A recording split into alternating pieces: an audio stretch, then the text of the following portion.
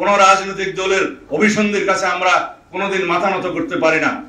আমরা যখনই একটা বৈধ প্রক্রিয়ার কথা বলি তখন তারা বলে জনগণের অভিপ্রায় এখানে চূড়ান্ত। হ্যাঁ, জনগণের অভিপ্রায় চূড়ান্ত।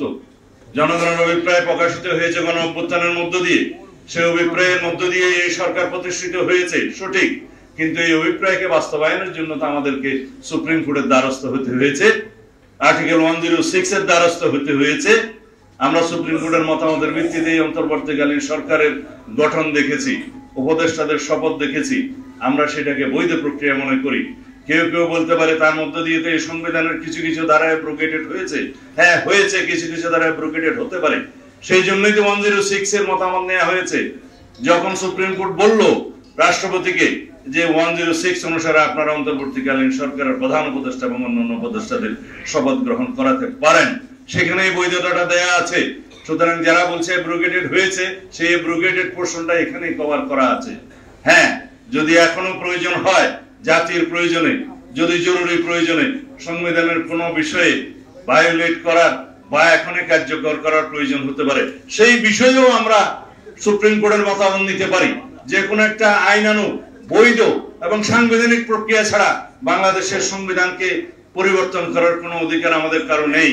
তাহলে পরে এমন একটি পরিস্থিতির নজির সৃষ্টি হবে যে নজিরটা আগামী 2 বছর পরে, 5 বছর পরে বারবার কোনো না কোনো দাবির মুখে পড়বে যে এইভাবে এই প্রক্রিয়ায় আবার সংবিধান পরিবর্তন করেন। রাষ্ট্র কোনো ছেলে খেলা নয়। 18 কোটি মানুষের ভাগ্য নিয়ে আমরা ছিনিমিনি খেলতে পারি না। এই রাষ্ট্রকে একটি নিয়মতান্ত্রিক পদ্ধতিতে চলতে দিতে হবে। কোন রাজনৈতিক দলের অভিসন্ধির কাছে আমরা কোনোদিন মাথা নত করতে পারি না। এই জনগণের স্বার্থই চূড়ান্ত, এই জনগণের অভিপ্রায়ই চূড়ান্ত। এই দেশের সার্বভৌম জনগণই হচ্ছে চূড়ান্ত সিদ্ধান্ত দেওয়ার মালিক। আসুন আমরা তাদের কাছে যাই। আমরা বলেছি নির্বাচনের দিনে, একই দিনে আরেকটা ব্যালটের মাধ্যমে গণভোটের সেই রায়টা নেওয়া যাবে যে এই সংস্কারের মধ্যে ঐক্যমত্য কমিশনের কাছে আমরা যারা প্রতিশ্রুতিবদ্ধ হয়েছে সকল রাজনৈতিক দল, সেই প্রতিশ্রুতির পক্ষে জনগণ আছে কিনা, সেই সনদের পক্ষে জনগণ আছে কিনা, হ্যাঁ অথবা না বলুন। যদি জনগণ হ্যাঁ বলে, তাহলে সেই পার্লামেন্ট, সেই নির্বাচিত সংসদের প্রত্যেকটা সংসদ সদস্য আইনানুগভাবে ম্যান্ডেট প্রাপ্ত হবে এই সনদ বাস্তবায়নের জন্য। তারা বাধ্য থাকবে সেই সনদ বাস্তবায়নের জন্য। আমরা সেই প্রক্রিয়ার কথা বলেছি, কিন্তু না, তাদের কথাই মানতে হবে যে সাংবিধানিক আদেশের মধ্য দিয়ে অবৈধভাবে এই ঘোষণা নাকি এখনই জারি করতে হবে, উইথ ইমিডিয়েট এফেক্ট, যে আজকে থেকে কার্যকর হলো ধরে নিয়ে। সংবিধান তো কোনো কচুপাতার পানি নয় যে যা খুশি, যেভাবে খুশি সেভাবে আমরা বলে দিলেই পরিবর্তন হবে। অনেক বক্তব্য দিয়েছে এই ব্যাপারে। যখন রাষ্ট্র সংবিধান ছিল না, দেশে যখন স্বাধীনতার ঘোষণা দিতে হয়েছিল, বাংলাদেশের উপরে যখন যুদ্ধ চাপিয়ে দেয়া হয়েছিল, তখনকার নির্বাচিত প্রতিনিধিরা এই ভূখণ্ডের জন্য গণপরিষদ গঠন করে স্বাধীনতার ঘোষণাপত্র জারি করেন। সেখানেই জনগণের সামনে তারা বললেন, তারা গণপরিষদ গঠন করলেন।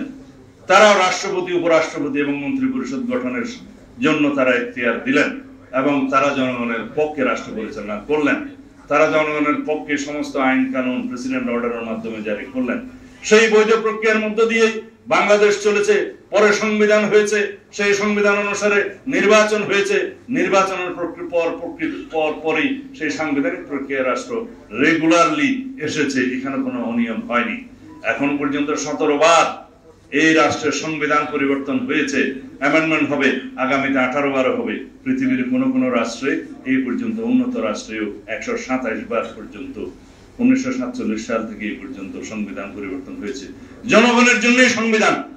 সুতরাং জনগণ সেই সংবিধান পরিবর্তন করবে জনগণের চাহিদা অনুযায়ী, সমাজের চাহিদা অনুযায়ী, যুগের চাহিদা অনুযায়ী, জনকল্যাণকে সামনে রেখে।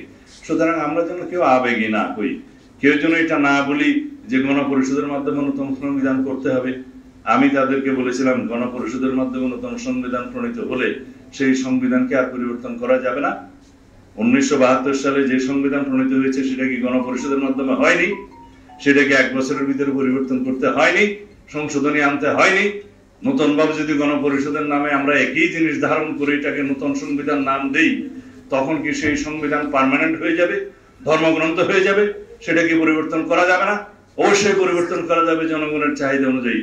সুতরাং আসুন নতুন সংবিধান বলি, বা সংশোধিত সংবিধান বলি, গণপরিষদের মাধ্যমে বলি বা জাতীয় সংসদের মাধ্যমে বলি, ঘটনা তো একই। আমরা একটা কথাই বলি যে তাল ধপ করিয়া পড়িল নাকি পড়িয়া ধপ করিল, কথা তো একখানি। এই যে জনগণ ঐক্যমত্যে আসলো, সেই রাজনৈতিক দলগুলো ঐক্যমত্যে আসলো সংবিধানের কিছু বিষয় সংশোধনের জন্য, মৌলিক সংবিধান সংশোধনের জন্য, সেগুলো যেই প্রক্রিয়াই গ্রহণ করা হবে, সেই প্রক্রিয়াটা একটা সাংবিধানিক বৈধ এবং আইনানিক প্রক্রিয়ার মাধ্যমেই হতে হবে। এটাই হচ্ছে আমাদের বক্তব্য। আমরা সেই আলোচনাতে আসি এবং এই আলোচনা আবার 5 তারিখে ডেকেছে। আমরা আশা করি সাংবিধানিক অংশগুলো যেগুলো সংশোধনের জন্য সবাই একমত হয়েছে, with no some note of dissent, সেই বিষয়গুলো একটা বৈধ আইনানুগ এবং সাংবিধানিক প্রক্রিয়ায় আমরা গ্রহণ করতে পারবো, সেই আশাবাদ আমি এখনো ব্যক্ত করি। সুতরাং গণতান্ত্রিক চর্চার মধ্যে আছি।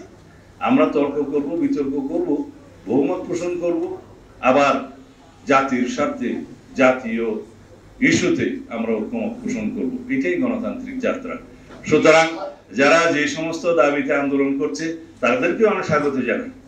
সেই অধিকার, সেই চর্চা, সেই রাজনৈতিক সংস্কৃতি আমরা চালু রাখি, যার জন্য আমরা রক্ত দিয়েছি, জীবন দিয়েছি এই গণতান্ত্রিক অধিকারের জন্য।